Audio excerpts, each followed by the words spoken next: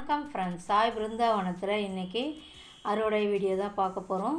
கத்திரிக்காய் வந்து ஏற்கனவே ஒரு வீடியோ காட்டினேன். நிறையவே நான் கண்டினியூஸாக அறுவடை எடுத்துகிட்டே தான் இருந்தேன். ஒரு 4-5 மந்த் எனக்கு வந்து கத்திரிக்காய் நல்லாவே வந்து கிடச்சிட்டு இருந்தது. நான் அதிக உரங்கள் கூட கொடுக்கல. வீட்டில் அந்த இருக்கிற காய்கறி கழுவும், அப்புறமா மாடியை வந்து கீழே இருக்கிற அந்த குப்பைகள்லாம் வந்து காய்ந்த இலைகள்லாம் வந்து தான் எடுத்து நான் அப்படியே தொட்டியில் போட்டு விட்டேன். அதெல்லாம் தான் நான் கொடுத்தேன். தனிப்பட்ட முறையில் எந்த உரங்களுமே நான் கொடுக்கல. அப்படியே எனக்கு வந்து நல்லா வந்து அறுவடை கிடச்சிது.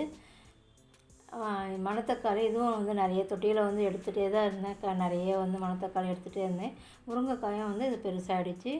இதையும் அறுவடை பண்ணிக்கலாம். போன முறை வந்து பாவக்காய் வந்து பழுத்துடுச்சு சரியாக கவனிக்காமல்.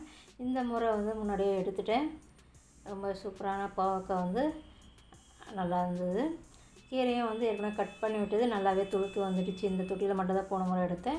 இந்த கீரையெல்லாம் எடுக்கலை. அதனால் இந்த முறை இதை வந்து இந்த கீரையெல்லாம் எடுத்துகிட போகிறேன். ரொம்பவே பாருங்கள் எவ்வளோ ஃப்ரெஷ்ஷாக இருக்குது. நல்ல கலரும் வந்து நல்ல சிவப்பு பொன்னாங்கண்ணி சொல்லுவோம் நம்ம. அந்த கலருக்கு ஏற்ற மாதிரியே நல்ல சிவந்த நிறத்தில் இருக்குது பாருங்கள். ரொம்பவே ஹெல்த்தியான கீரை இது. நிறைய நம்ம வந்து சாப்பிட்டோம்னா நம்மளுக்கு கண் பிரச்சனை எல்லாமே தீரும். முடிஞ்ச அளவுக்கு நம்ம வந்து வீட்டிலையே இருந்து காய்கறிகளை நம்ம எடுக்கும்போது நம்மளுக்கு சத்தான காய்கறிகள் வந்து கிடைக்கும். நல்லா வந்து இயற்கையான முறையில் வர்றதால நமக்கு எந்த நோய் எதிர்ப்பு சக்தி ரொம்பவே நல்லா வரும். இந்த வீடியோ பிடிச்சா லைக் பண்ணுங்கள், சப்ஸ்கிரைப் பண்ணுங்கள், கூடவே பெல் பட்டனையும் ப்ரெஸ் பண்ணுங்கள். உங்களுடைய கருத்துக்களை கமெண்ட் பாக்ஸில் சொல்லுங்கள். நன்றி, வணக்கம்.